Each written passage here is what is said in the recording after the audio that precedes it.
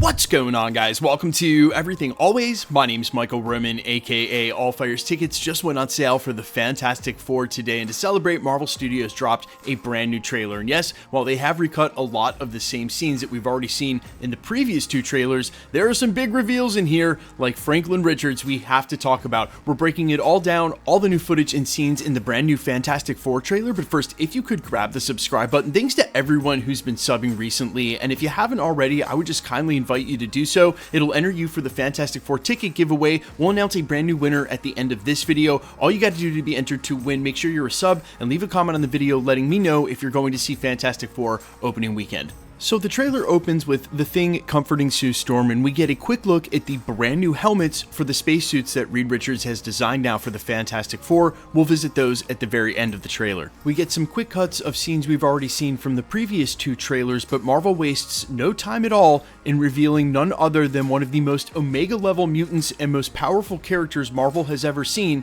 Franklin Richards. Now, it's always been implied that he is the main character of this film by the subtitle First Steps. That's meant to be a play on the fact that they're astronauts and pioneers, one small step for man, one huge step for mankind, to play on that phrase, but also the first steps of the baby Franklin Richards, who, again, it is not hyperbole to say, is hands down and easily one of the most powerful characters Marvel has ever introduced. Now, if you watch channels like mine, there's a good chance that you know about Franklin Richards, but for the lay fan, he is a reality warper on a level we have never seen. Ultimately, he'll be the one that helps Franklin Richards restore the multiverse at the end of Secret Wars. And if you're saying, well, he's just an infant, how much damage can he do? Well, he can actually project himself as an adult. He could be doing a lot of quote-unquote damage, so to speak. And what kind of damage are we referring to? Well, this is the guy who rezzed Galactus as his own herald, and at one point uses his infinite power to forget that he's Franklin Richards in order to become Galactus. And if you ever read the book Sphere by Michael Crichton, using the power to forget the power, that type of thing. So there has been a lot of incredible feats accomplished by Franklin Richards in the comics, and the reason I reference this is because of the Doomsday of it all. The Russos have specifically said that they depowered the Hulk. They depowered the Hulk because they saw him as a solve-all, and it was hard to write compelling stories with actual conflict when the Hulk could just beat everybody. We are on such a different level of power than the Hulk, really even the Sentry. Franklin Richards is on another level. So for these directors who said that depowering the Hulk was essential to writing a compelling story for the two Avengers Infinity War and Avengers Endgame, I'm really curious to see what they're going to do with Franklin Richards. Obviously, we've reached a level of power creep now in the MCU that's going to have to be addressed, but it's the same as it ever was in the comics. Anybody can beat anybody on a given day. See Squirrel Girl defeating Thanos. Or in ways that you might not think. In the MCU, we saw Spidey beat Doctor Strange with math. In the comics, he's able to beat Juggernaut by destroying his inertia and getting him caught in concrete. So there's a lot of sort of trump cards here. It's not always who's the most powerful, but in this case, and with this character, it's going to be a trick, especially considering presumably he'll be sticking around for the future of the MCU, well, unless he takes up the mantle of Galactus in the 616. Not a total nigh impossibility, theory for a different video. But here's the brass tacks. He's technically more powerful than anybody, and they're going to have to address that. Now, we see some more frames of what's presumably the arrival of the Silver Surfer in a scene that leads to them meeting her in the middle of the street. But I want to point out this frame right here from the back of the Fantastic car.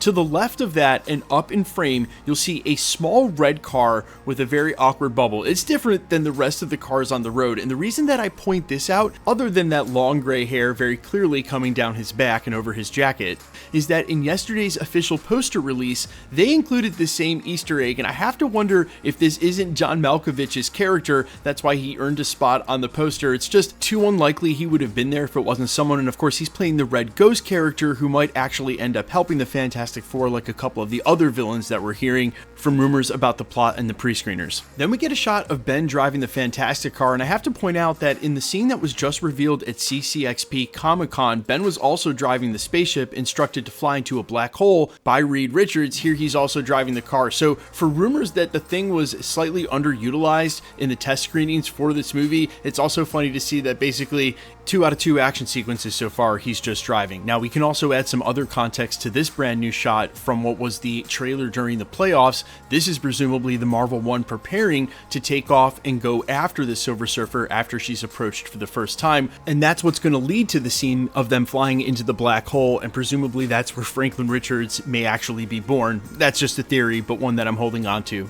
Now, the last scene that I want to talk about is this trailer really ending with a lot of Johnny Storm, including the very last bit of the trailer where they're having that go back and forth about the brand new suits that Reed Richards made. Obviously, Johnny is very excited about new suits. I'm guessing that he sort of hates the turtleneck look, and that's why he's so excited and says something silly like, I take back all the bad things I'm saying that I've been saying to myself. And you can clearly see you have the Fantastic Four logo on the helmet and on the belt of these new suits, but what I want to point out here is that there have been some people who think that they are changing Johnny Storm or that they've changed Human Torch because they toned down his womanizing.